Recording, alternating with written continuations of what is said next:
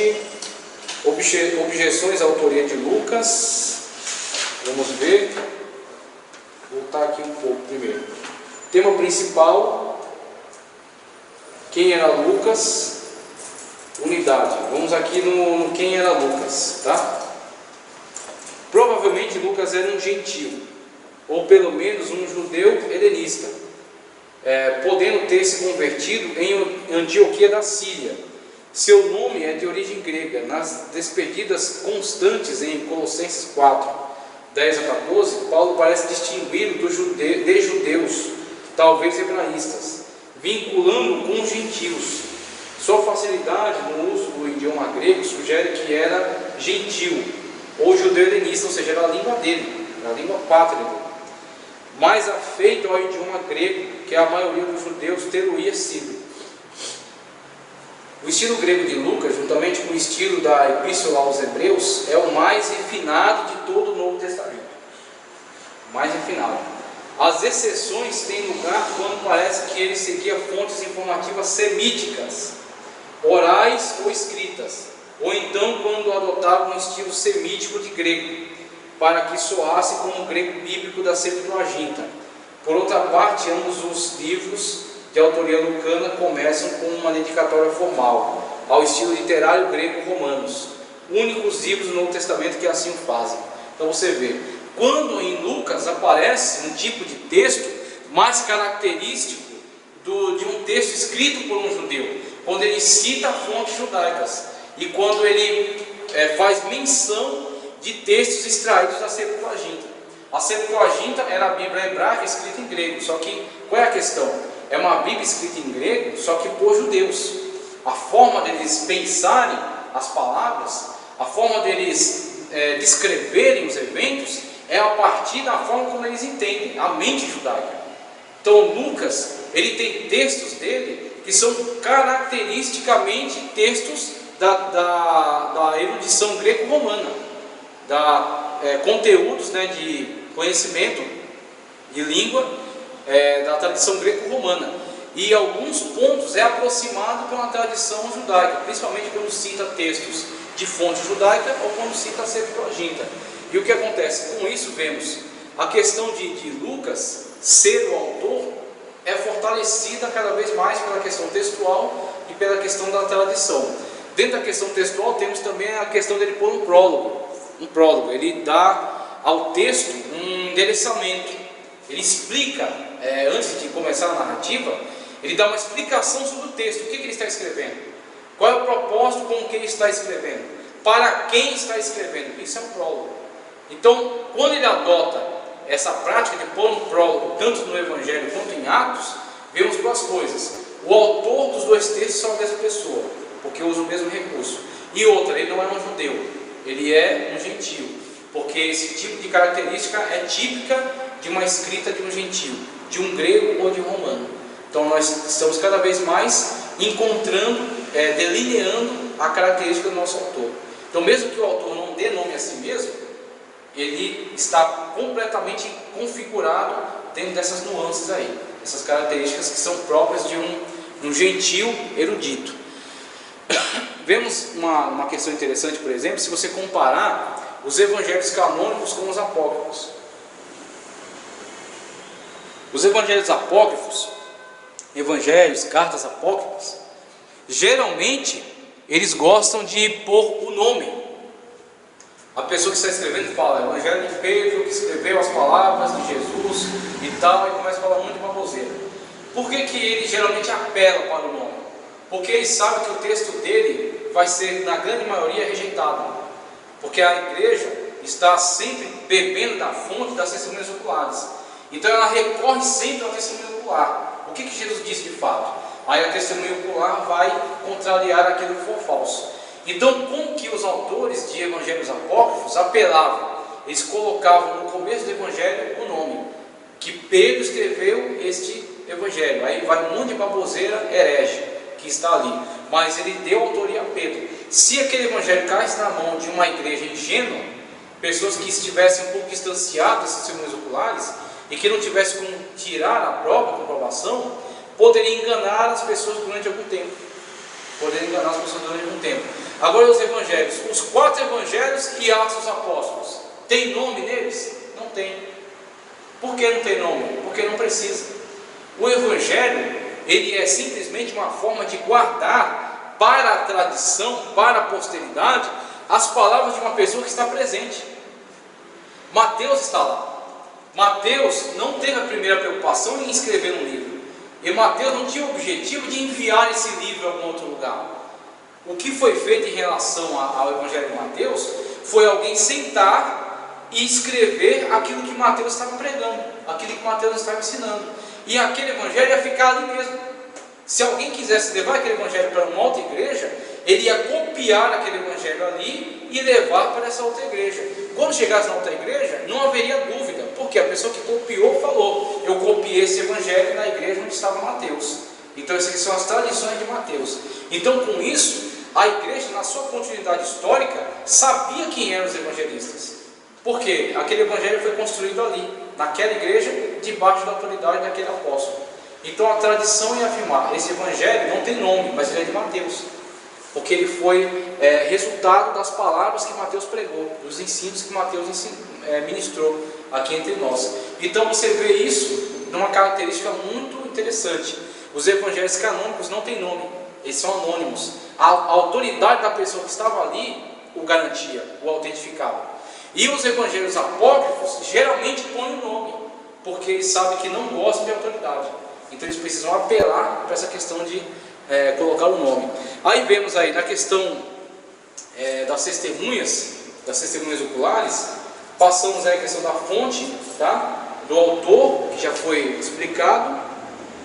E aí vemos agora a questão dos testemunhos. Aqui, ó, data da composição, objeções à autoria lucana, mais um pouco antes disso, ainda tratando do autor e um pouco das objeções à autoria de Lucas. Então, dentre os testemunhos, o que temos da autoria de Lucas desse evangelho? Tá certo. Dentre as testemunhas da autoria lucana do evangelho e de Atos, temos primeiro Irineu, em 185 depois de Cristo. Irineu em 185 depois de Cristo. E depois temos o que? O Cânon Muratoriano. O Cânon Muratoriano foi um livro, ou como tem aqui, um fragmento de uma lista dos evangelhos, escrita em 170 depois de Cristo e descoberta por Ludovico Antônio Muratori. Por isso que tem o nome de Cânon Muratoriano, por causa da pessoa que o descobriu no ano de 1672. Ele viveu entre 1672 e 1750. E ele descobriu esse cânon, descobriu esse fragmento de texto, que é uma lista que descreve quais eram os livros canônicos daquela época. Então, nessa lista dos livros canônicos, temos os livros do Antigo Testamento, os apócrifos do Antigo Testamento, muito bem esclarecidos, que são apócrifos, e depois tem uma lista dos livros do Novo Testamento, que é onde ele apresenta os evangelhos, ele apresenta Atos dos Apóstolos, apresenta as cartas e apresenta o Apocalipse. Então, o Cânon Muratoriano é um testemunho acerca de quais eram os livros canônicos. É um dos fragmentos de texto mais importantes para a questão do estudo acerca do cânon, do estudo do cânon, como o cânon se formou e a partir de quando surgiu o entendimento de que aqueles livros eram canônicos. Já muito cedo na história, em pelo menos 170 depois de Cristo, o cânon já estava fechado. Já havia uma definição muito clara de quais eram os livros canônicos. Aí você tem que entender que, por exemplo, Apocalipse foi escrito perto de 100. Apocalipse foi terminado perto de 100. O João, aquele que viveu, aquele que morreu por último, dentre as testemunhas oculares. Então, de 100 para 170, e outra coisa, 170 é a data que a paleontologia atribuiu ao texto. Está aqui o texto. Isso aqui é o Cânon Muratoriano, tá? É o Cânon Muratoriano. Ele é uma lista dos livros canônicos da época. Então, a paleontologia conseguiu datar de 170 depois de Cristo. Agora, ele possivelmente pode ter sido escrito até antes disso. E ele era uma lista que descrevia quais eram os livros canônicos, para que se fizesse uma distinção entre os canônicos e os apócrifos que tinham surgido. Então, dentro de um texto aqui do cânon moratoriano, temos o terceiro livro do Evangelho é o de Lucas. Este Lucas, médico, que depois da ascensão de Cristo, foi levado por Paulo em suas viagens, escreveu sob seu nome as coisas que ouviu, uma vez que não chegou a conhecer o Senhor pessoalmente. E assim, à medida que tomava conhecimento, começou sua narrativa a partir do nascimento de João. Então, aqui um testemunho do cânon moratoriano, pelo menos 170 depois de Cristo, tá? Falando acerca dos livros canônicos e descrevendo como foi construída a obra de Lucas. Outra questão que temos a abordar, e que fala também da autoria de Lucas, vem de um herege. Olha só, um dos testemunhos fortes acerca da autoria de Lucas vem de um herege. Quem é esse herege? Esse herege chama-se Marcion, viveu em 140 depois de Cristo. Um herege chamado Marcion, de uma seita docética, compôs um cânon do Novo Testamento que propunha expurgar tudo que tivesse conteúdo judaico. O seu cânon era composto do Evangelho de Lucas e de uma seleção de textos nas epístolas de Paulo. Então, qual era a ideia desse camarada? Marcion era um herege que defendia a ideia de que haviam dois deuses. Havia um Deus que era um princípio mau, e havia um Deus que era o Deus da bondade. O Deus mau chamava-se Javé, que era o Deus do Antigo Testamento e de toda a tradição judaica, que era um Deus sanguinário e era um Deus vingativo. O Deus bom chamava-se Jesus, que se manifestou no Novo Testamento para nos libertar de Javé. E o principal pregador, apóstolo, que era mensageiro de Jesus, era Paulo, porque os demais apóstolos estavam vinculados à tradição do Antigo Testamento, do Deus Javé, um Deus mau. Então, o que Marcion pretendia? Separar dentro do cânon tudo aquilo que fosse somente conteúdo vinculado unicamente a Jesus, o Deus bom do Novo Testamento. O que ele fez com isso? Ele pegou todas as cartas de Paulo e retirou delas tudo aquilo que tivesse citação do Antigo Testamento, ou que tivesse algum relacionamento com um apóstolo, dos outros apóstolos. E de Lucas ele fez a mesma coisa. Lucas ele também retirou tudo aquilo que fosse citação do Deus Javé do Antigo Testamento, de texto do Antigo Testamento ou dos outros apóstolos. Com isso, ele construiu um texto que tinha simplesmente o Evangelho de Lucas e as cartas de Paulo editadas por ele, tá? Esse era o cânon dele. Esse cânon ele apresentou para a igreja e foi rejeitado como herege, e foi proibido de propagar essas besteiras que ele tinha construído. Então isso são as bobagens da cabeça dele. Agora, em que ele é útil? Ele é útil porque ele é muito antigo, ele é de 140 da era cristã. Ele viveu em 140 da era cristã.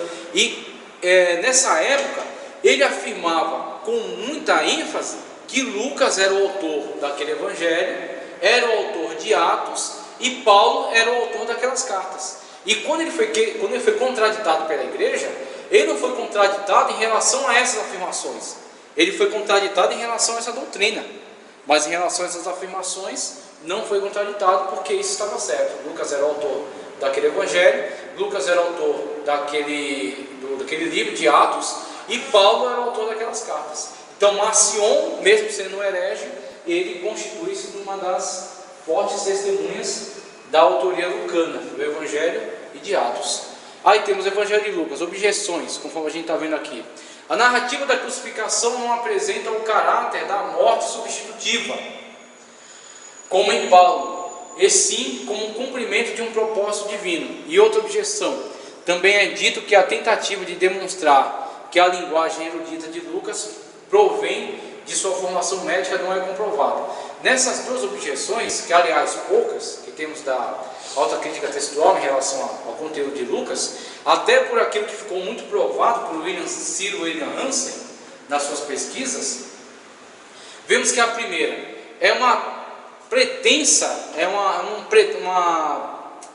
um pretenso desacordo, desarmonia entre a teologia presente no Evangelho de Lucas e a teologia defendida por Paulo nas suas cartas. Em que isso é um problema para a alta crítica textual? Isso é um problema no sentido de que nós, na tradição, na ortodoxia, tem afirmado fortemente que Lucas foi companheiro de Paulo. que Lucas foi uma pessoa que esteve muito ligada ao apostolado de Paulo e que viajou com ele, que relatou muito acerca da vida dele. E a autocrítica textual entra com essa objeção, fala, se Lucas estava tão associado a Paulo, por que a visão dos dois se diferencia em relação à morte e ressurreição de Cristo? Paulo apresenta com um caráter mais, vamos dizer assim, mais sofredor, e Lucas apresenta quase como que um herói.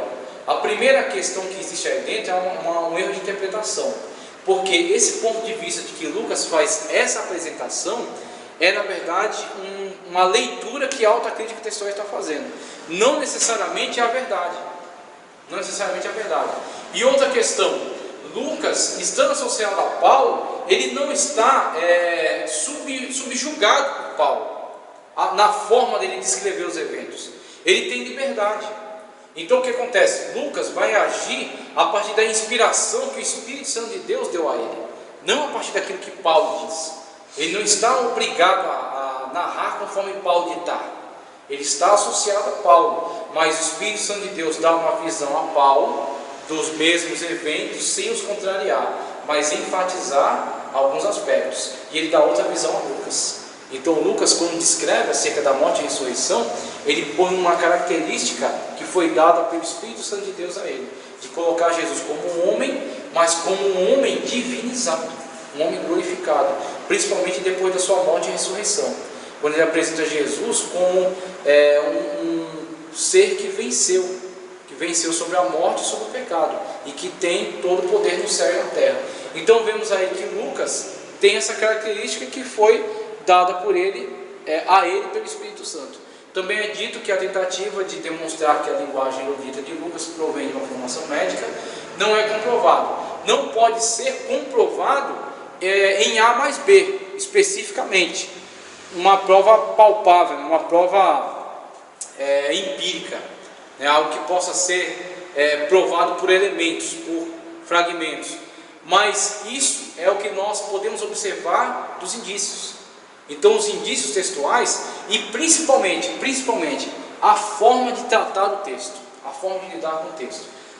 Este autor, que é o autor de Lucas, que é o autor do Evangelho e do livro de Atos, são ambos a mesma pessoa que adotam uma forma de escrita tradicionalmente da erudição greco-romana, quando colocam um prólogo. Nenhum outro texto da Bíblia tem prólogo, nenhum outro texto da Bíblia, somente esses dois textos. E esses dois textos provavelmente vieram desse personagem. Lucas, que era um gentil e que não era uma pessoa ignorante, era um médico, como chamado médico amado. Então, outras questões dentro de Lucas temos, na continuidade aqui, objeções acabamos de ver. Aí vamos ver propósito e data da composição. Vamos ver propósito e data da composição. Lucas é o único evangelista que apresenta um prólogo em seu evangelho, ao costume dos textos greco-romanos, como já foi visto. Esse aqui é o chamado Codex Petropolitanos. Ele é um dos textos mais antigos aí dos evangelhos. Não chega a ser próximo dos originais, é coisa acho que do segundo, terceiro século da era cristã, quando os textos não eram mais feitos como pergaminho enrolados. Eles eram feitos agora como livros. Inclusive, a adoção do que chama-se códex é a forma de livro na antiguidade. Existe aí uma possibilidade do surgimento desse formato de livro dever-se aos textos do Novo Testamento, porque as evidências mais antigas desta forma de livro são de textos bíblicos, o chamado códex. É possível que isso tenha sido inventado pela igreja, esta forma adotada de construção, de encadernamento dos textos, o códex. Lucas é o único evangelista que apresenta um prólogo em seu evangelho, ao costume dos textos greco-romanos. Seu evangelho enfatiza um caráter humano de Cristo, e sua mensagem de salvação tem um caráter universalista, evitando hebraísmos em sua narrativa. Outra característica particular desse gentil. Você vê que o quadro está muito bem pintado. É um gentil dentre os judeus. Os judeus que escrevem textos carregam na sua linguagem o hebraísmo. é um modo de falar. Pega um nordestino,